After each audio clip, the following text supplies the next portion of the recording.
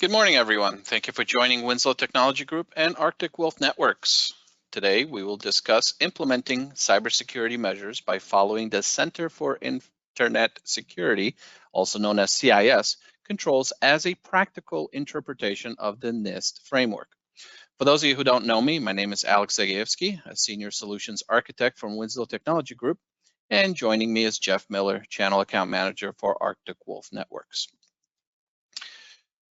We'll kick off today with a brief overview of Winslow. Then I'll hand over the mic to Jeff to tell you more about Arctic Wolf and today's topic. Finally, we'll wrap up by answering any questions you may have.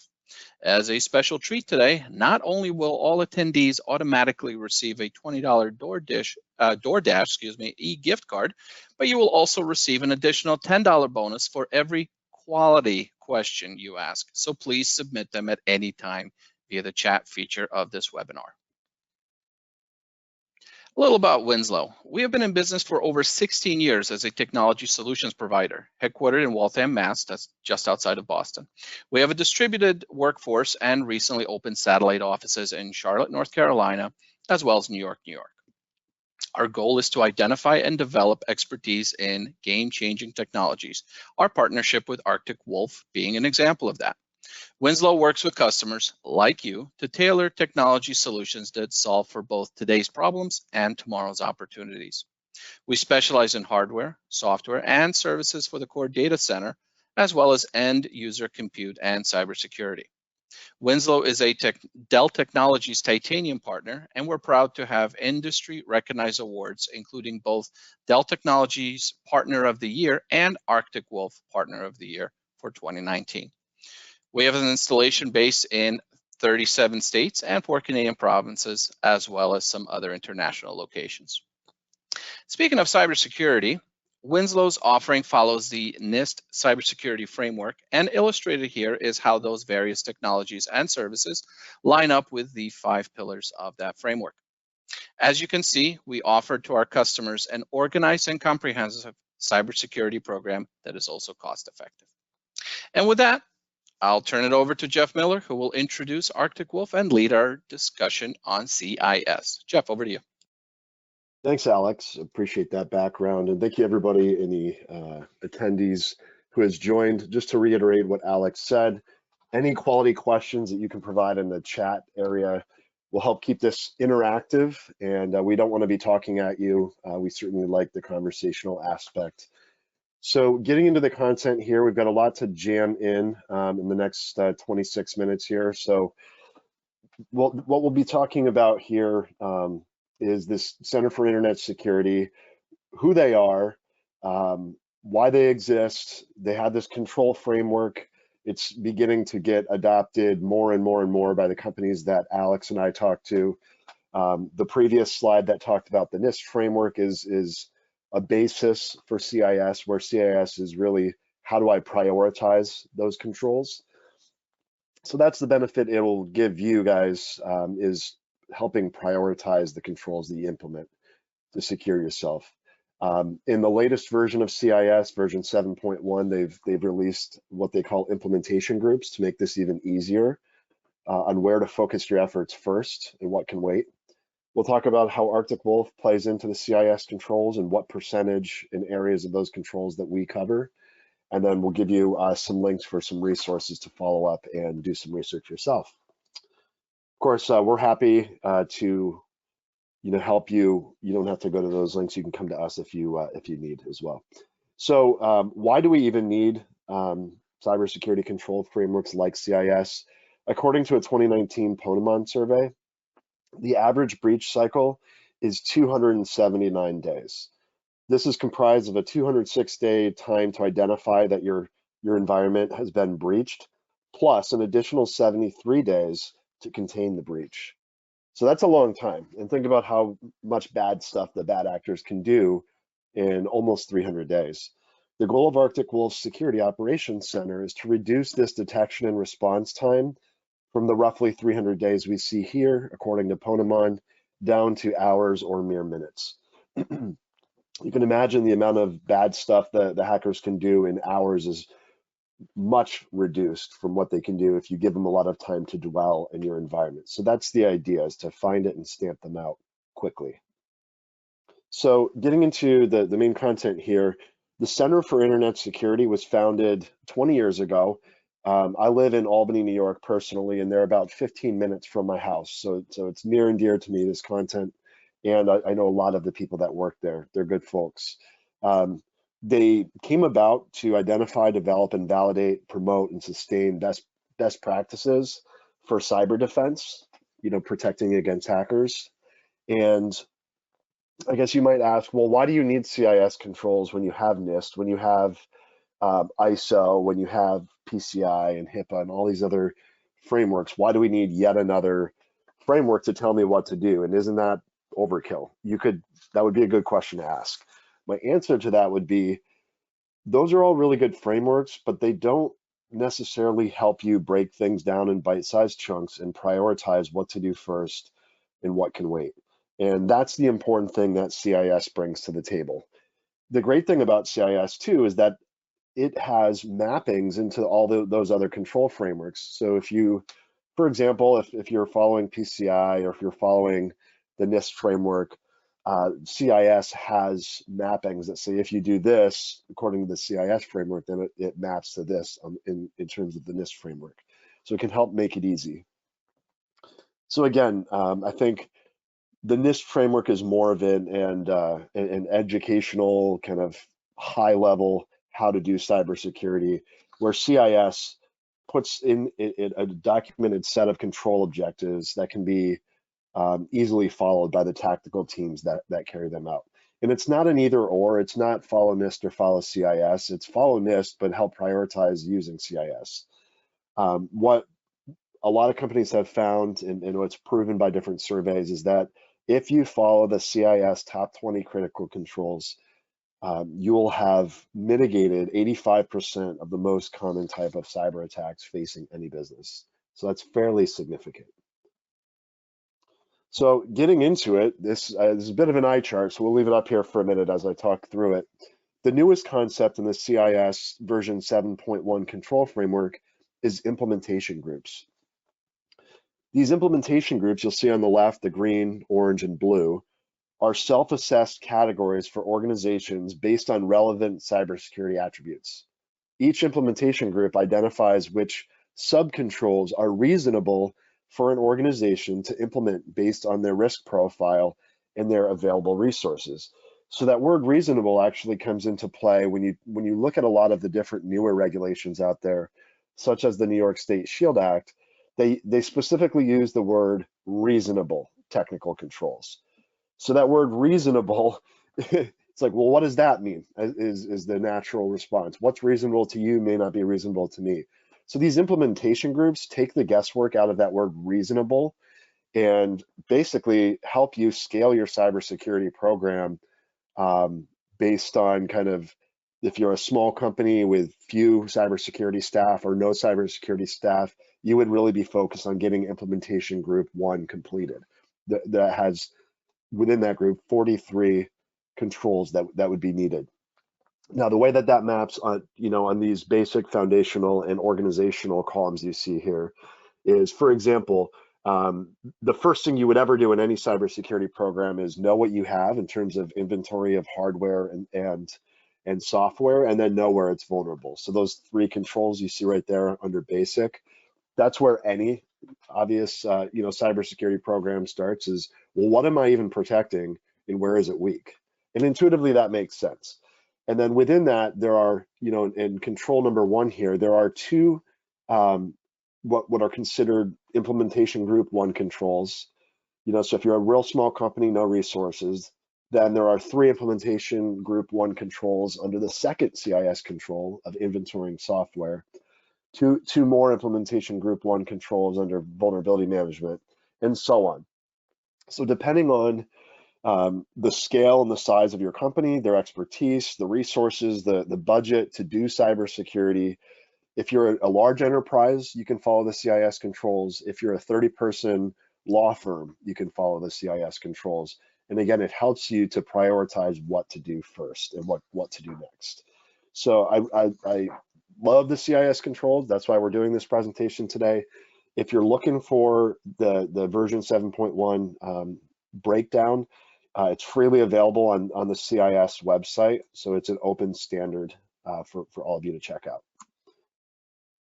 So this the next thing here is this mind the gap concept. So if let's just say you implemented all of those group 1 controls and then moved on and started working on implementation group 2 and those controls. If you do that, you have now accomplished 83% of the controls in the entire CIS top 20 control framework. That's a pretty large number, 83%. To get to 100%, you have to add an additional 17% of the controls that are found in implementation group 3, and then you will have covered the entire CIS controls framework. Controls range anywhere from knowing what you have in your network, or what they call maintaining a detailed asset inventory, to over here on the right, ensuring that penetration testing results are documented using open, machine-readable standards. That's a pretty big gap. So instead of kind of going out and just willy-nilly getting a pen test done before you've done some kind of basic controls to protect yourself is kind of the wrong order of operations. If you remember back in math class, you learned parenthesis, exponent, multiply, divide, add, subtract. If you do it in that order, the math equation comes out correctly. If you start adding before you multiply, the number comes out wrong. So there is an order of operations, and you don't want to go in and just willy-nilly test things that aren't really in place yet. It's a waste of money to do things out of order. So with fixed budgets, it makes sense to look at what you're doing against the CIS controls to determine if you're following the linear progression from implementation group 1 to 2 to 3. So kind of drilling into what the controls are, they're kind of in order. So the first and second CIS critical controls is to know what you have in terms of hardware. So things like laptops, things like smart devices, whether it's medical devices or smart TVs, the obvious things like servers, routers, switches, firewalls. Know what you have it inventoried. And then once you know what you have, know what's on that. So what patch level, what firmware version, are there any patches missing? Do I need to apply a firmware update? That's the critical, fundamental first and second thing you need to do in any cybersecurity program. The key here is that you actively manage approved hardware and software assets in your environment. In other words, identify what's normal so you can identify what's not, or what should be in the environment so you can tell when something unknown is added. It's hard to protect something if you don't know it's there. We had a healthcare client with a trick bot, command and control information coming out of their environment. You may have heard of TrickBot. They had a network access control solution in place, so they were fairly mitigated. But it was found that this command and control software was happening from a vendor that happened to be plugged into their environment. A lot of us add or allow vendors to come in and do demos and do presentations. Unfortunately, that vendor's laptop had this TrickBot malware. It was trying to reach out and phone home and download the malware payload. We found that outbound traffic, Arctic Wolf did, and basically called up the company, let them know what was going on. We traced it down. We found that it was through DHCP logs and through Nmap and various things that we use on our platform. We found that the exact device that it was, validated that there were no other devices that were affected, and stayed on the line to ensure that there was no lingering remnants. So again, knowing what you have, especially what we call shadow IT, or devices that end up on the network from vendors or third parties that you may not know about. With our Arctic Wolf platform, we're able to constantly scan for new devices as well as new traffic coming out on those devices. If it looks fishy, we give a phone call. Now, implementation control 3, most people on the call today are probably doing some kind of vulnerability management. Again, it's a fairly basic, fundamental. You probably roll your eyes. Yeah, Jeff, I know about vulnerability management.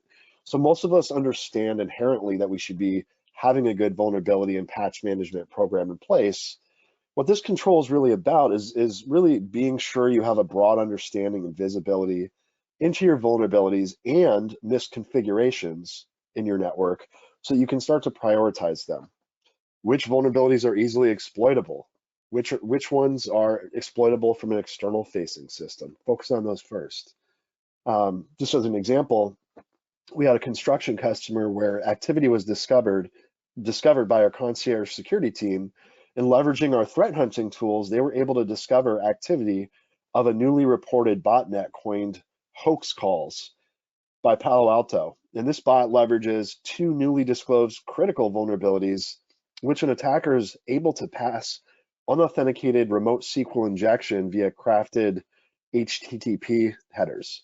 So during this threat hunting exercise, and if you don't know that term threat hunting, that's where a security analyst is looking through logs and alerts to proactively see if things look amiss. So during this, we saw that the customer was under active scanning by the bad actor and exploitation. And because these tools are multi-adapt that the hackers were using, we were able to then directly correlate these packets to the firewall sessions in which they were allowed to go through instead of being dropped at the perimeter. So basically the hackers were marching through the front door. We then alerted the customer, and they were able to modify their blacklisted IPs on the firewall and address the affected internal devices. So understanding and managing vulnerabilities has become a continuous activity requiring significant time, attention, and resources to cut through the noise and uncover actionable intelligence. So, the days of I'm going to do a vulnerability scan once a month, once every 2 months, once every 6 months, those have come and gone. Vulnerability management really, truly needs to be continuous in nature. So if you're in that boat of point-in-time scans, let's talk, Alex, myself, let's talk after the fact. So moving on to Control 4 here. Control 4 is about the use of administrative privileges. I had an example. I worked at the New York State Attorney General's office for 4.5 years, and we had this IT admin who had basically accumulated all these privileges over time and was mistakenly and kind of stupidly, if you ask me, logged into his computer all the time under his admin credentials. And that's a no-no. You don't log in with your admin credentials. You only elevate credentials when you need to install software or do something that requires it. You don't log in all the time as admin, because if you do and you click a phishing email, that malware immediately has admin privileges, and that's bad news bears. So that's going to cause whatever you have rights out to on the network to write to potentially get encrypted or infected in some way.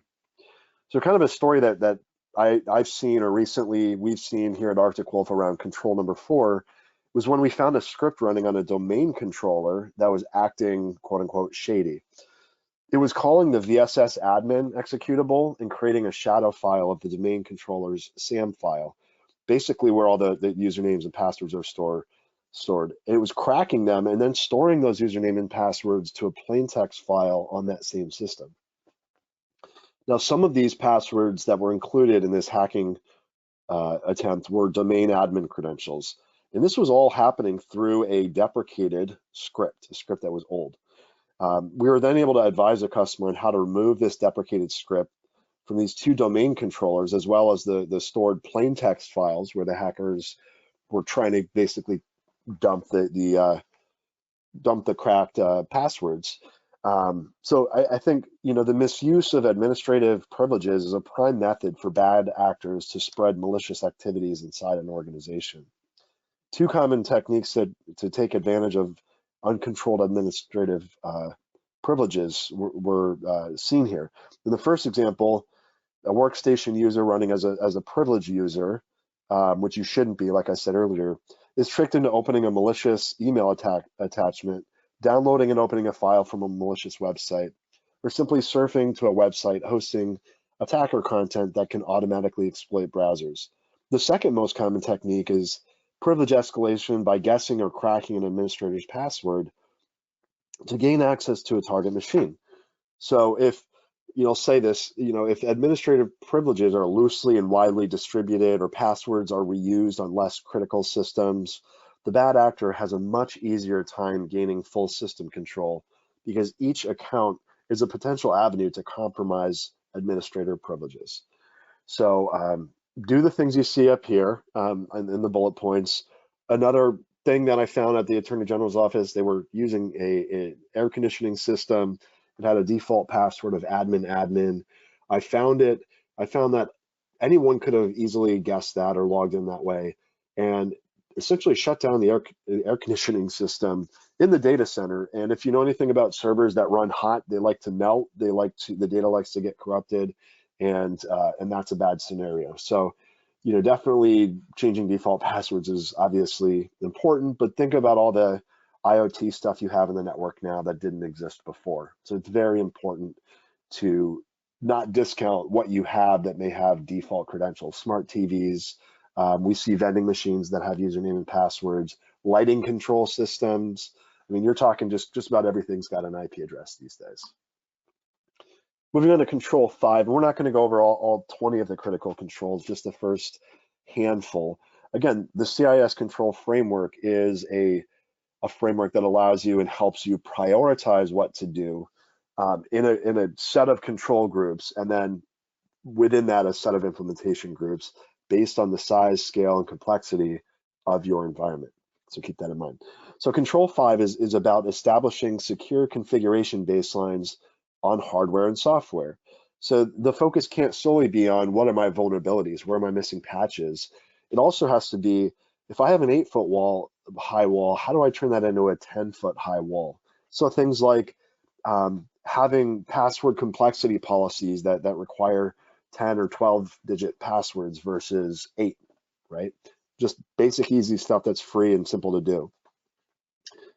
We have an agent at Arctic Wolf. The agent that gets deployed to Mac, Windows, and Linux systems does CIS benchmarking to report on local group policy that might be configured less than ideally or in a non-hardened state.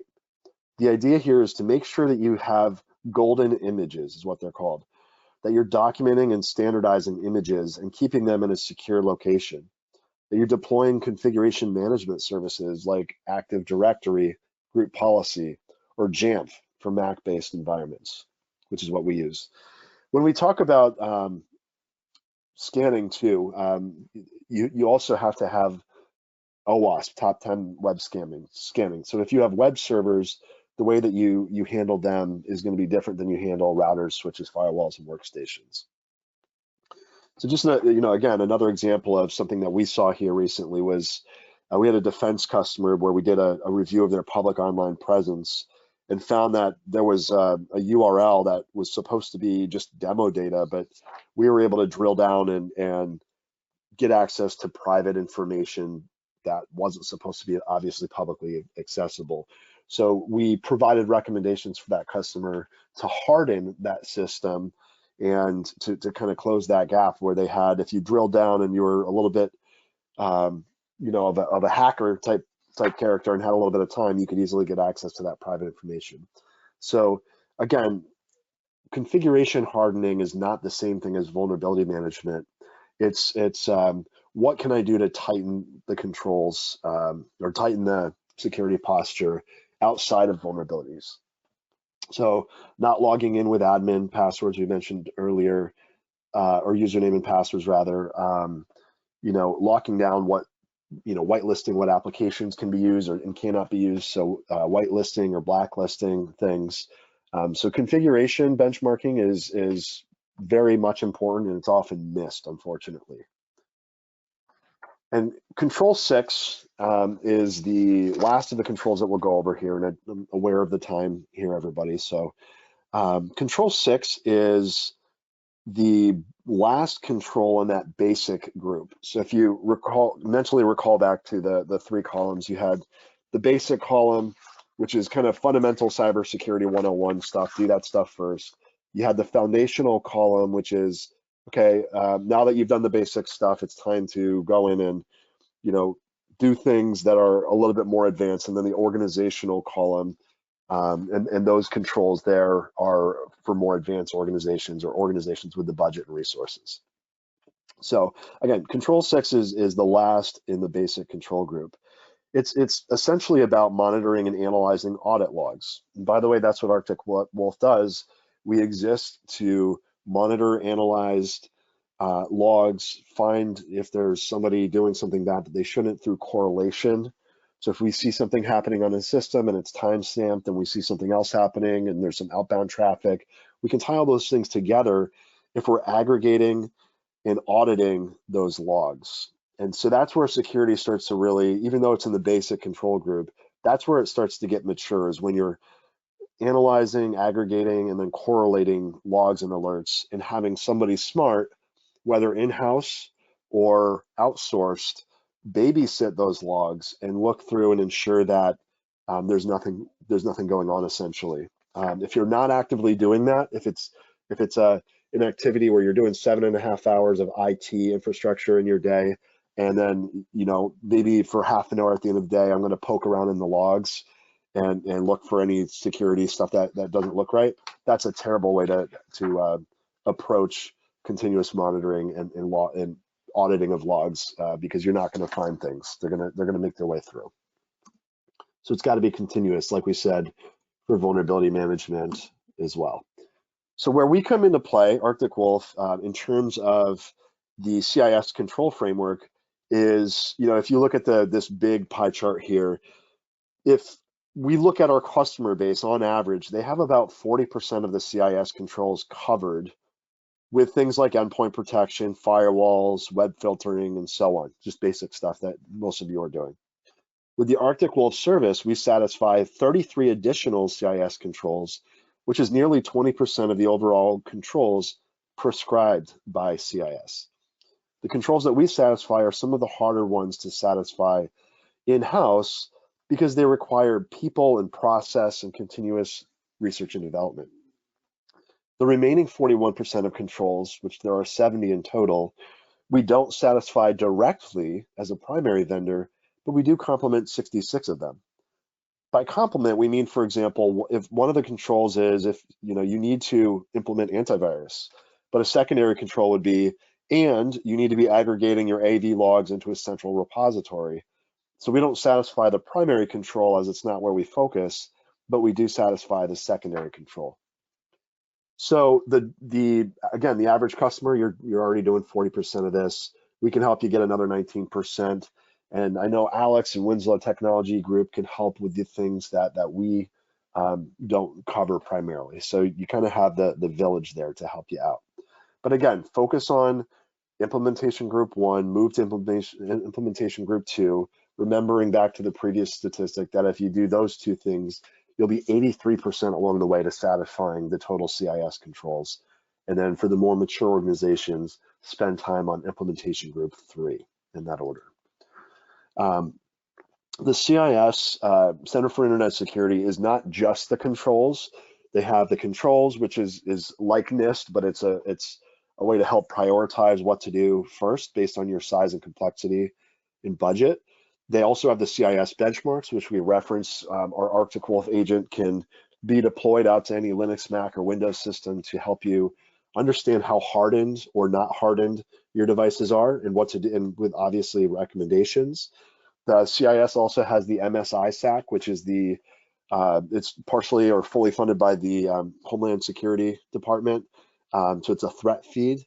And there's a risk assessment tool, or the CIS RAM. There's a whole lot, I won't go over the whole thing here, but there's a whole lot going on with CIS to help you self-educate, to help you get from just a muddy kind of picture of where your cybersecurity stature is to helping you align with the CIS controls, and by extension, the NIST cybersecurity controls that Alex had a slide on.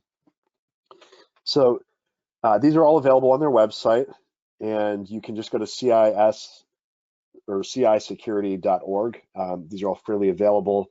I'm sure Jordan will create a recording of this today, but I want to, Alex, hand it over the next slide to you to kind of talk through this piece here.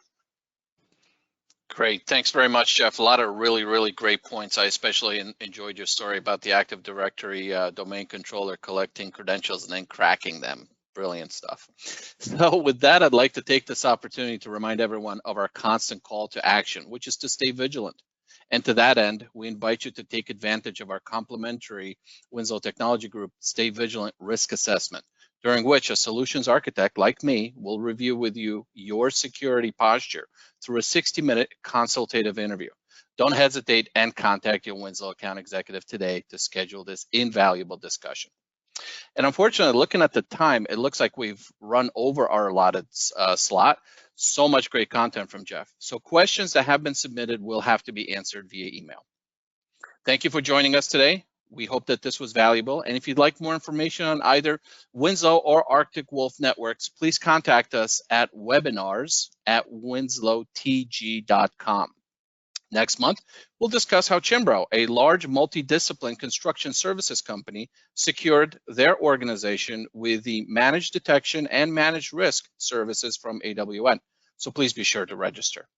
On behalf of both Winslow and Arctic Wolf, thank you and have a great day.